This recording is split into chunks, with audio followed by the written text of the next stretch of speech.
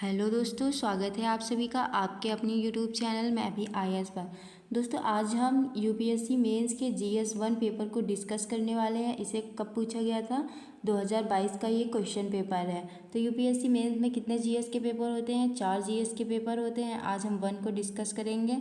तो 1 का सिलेबस क्या क्या है, इस पेपर में क्या क्या पूछा जाता है। तो इसमें हिस्ट्री पूछी जाती है। हिस्ट्री में मॉडर्न हिस्ट्री पूछते हैं, वर्ल्ड हिस्ट्री पूछते हैं और फिर पूछा जाता है जियोग्राफी में इंडियन जियोग्राफी से क्वेश्चन पूछते हैं, वर्ल्ड जियोग्राफी से क्वेश्चन पूछते हैं और ह्यूमन जियोग्राफी से क्वेश्चन इसमें आते हैं। और इसमें आर्ट एंड कल्चर को भी पूछा जाता है, आर्ट एंड कल्चर से भी क्वेश्चन आते हैं और इंडियन सोसाइटी से भी क्वेश्चन पूछे जाते हैं। तो दोस्तों, आज हम पेपर 1 को डिस्कस करेंगे, देखेंगे इसमें किस प्रकार के क्वेश्चन 2022 में पूछे गए थे। तो पहला क्वेश्चन क्या है, इसमें स्पष्ट करें कि भारतीय मंदिरों की मूर्तिकला उस दौर के सामाजिक जीवन का प्रतिनिधित्व करती हैं। तो आपको बताना है कि इसमें लिखना है कि भारतीय मंदिरों की जो मूर्तिकला थी उस समय के जो सामाजिक परिदृश्य था उसका वर्णन किस प्रकार से करती हैं। दूसरा क्वेश्चन पूछा गया था, अधिकांश भारतीय सिपाहियों वाली ईस्ट इंडिया की सेना क्यों तत्कालीन भारतीय शासकों की संख्या बल में अधिक और बेहतर सुसज्जित सेना से लगातार जीतती रही है, कारण बताएं। तो आपको बताना है कि भारतीय सिपाहियों वाली ईस्ट इंडिया की जो सेना थी वो भारतीय शासकों की सेना से क्यों बेहतर थी और क्यों लगातार जीतती रही, इसके कारणों की व्याख्या करनी है। तीसरा क्वेश्चन पूछा गया था, औपनिवेशिक भारत की 18वीं शताब्दी के मध्य से क्यों अकाल पड़ने में अचानक वृद्धि देखने को मिलती है, कारण बताएं।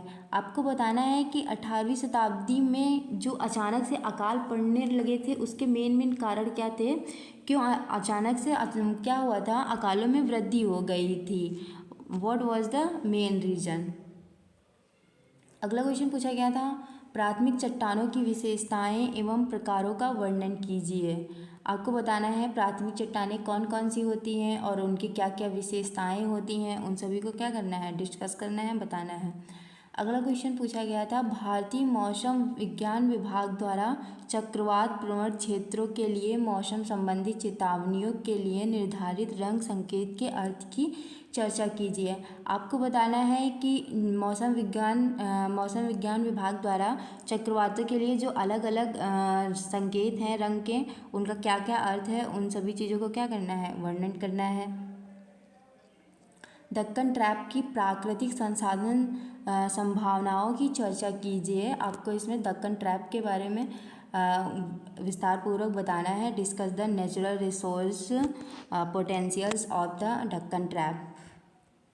अगला क्वेश्चन पूछा गया था, भारत में पवन ऊर्जा की संभावना का परीक्षण कीजिए एवं उनके सीमित क्षेत्रीय विस्तार के कारणों को समझाइए। दोस्तों, इसको कितने शब्दों में लिखना था, 150 शब्दों में लिखना था।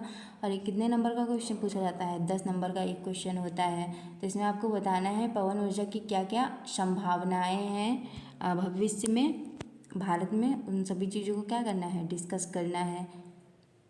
अगला क्वेश्चन है, पारिवारिक संबंधों पर वर्क फ्रॉम होम के असर की छानबीन तथा मूल्यांकन करें। Explore and evaluate the impact of work from home on family relationship. इसका आंसर कितने 150 वर्ड्स पे लिखना है। जैसे कि हम देखते हैं कि जब कोविड आया तो क्या हुआ, वर्क फ्रॉम होम की क्या हुई अवधारणा स्पष्ट रूप से देखने को मिली। क्या हुआ, वर्क फ्रॉम होम से ही कार्य सारे हो रहे थे। तो इसमें बताना है इसको करने से जो हमारे वो पारिवारिक संबंध होते हैं उस पर किस प्रकार से इसका इम्पैक्ट पड़ता है, किस प्रकार से इसका असर पड़ता है। अगला क्वेश्चन पूछा गया था, उपभोक्ता संस्कृति के विशेष परिक्षेप में नव मध्य वर्ग के उभार से टियर 2 शहरों का विकास किस तरह संबंधित है।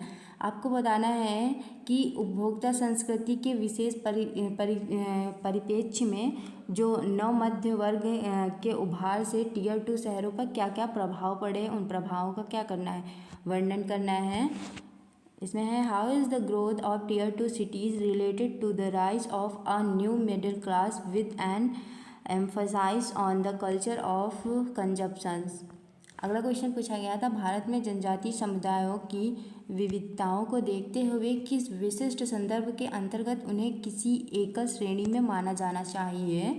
Given the diversities among tribals communities in India in which specific context should they be considered as a single category. इसको 150 शब्दों में लिखना था और ये 10 नंबर का क्वेश्चन था। अगला क्वेश्चन क्या पूछा गया था, राज्यों एवं प्रदेशों का राजनीतिक और प्रशासनिक पुनर्गठन 19वीं शताब्दी के मध्य से निरंतर चली रही एक प्रक्रिया है, उदाहरण सहित विचार कीजिए। इसमें ये 250 शब्दों का क्वेश्चन था और 15 नंबर का ये क्वेश्चन था। इसमें क्या था, the political and administrative recognization of state and territories has been a continuous और ongoing process since the mid 19th century। Discuss with example, उदाहरणों के साथ क्या करना है, इसका वर्णन करना है। अगला क्वेश्चन क्या पूछा गया था, भारतीय परंपरा और संस्कृति में गुप्त काल और चोल काल के योगदान की चर्चा कीजिए। आपको बताना है कि भारतीय परंपरा और संस्कृति में गुप्त काल और चोल काल का क्या क्या योगदान रहा है, उन सबको क्या करना है, डिस्कस करना है। Discuss the main contribution of Gupta period and Chola period to Indian heritage and culture. इसे 250 शब्दों में लिखना था और ये 15 नंबर का क्वेश्चन था। अगला क्वेश्चन है, भारतीय मिथक कला और वास्तुकला में सिंह एवं वृषभ की आकृतियों का महत्व बताना है।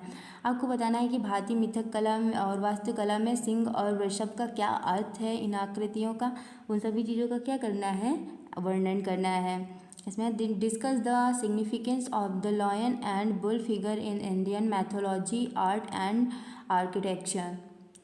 अगला क्वेश्चन पूछा गया था, समुद्री धाराओं को प्रभावित करने वाली शक्तियाँ कौन कौन सी। आपको बताना है समुद्री धाराओं को कौन कौन सी शक्तियाँ प्रभावित करती हैं।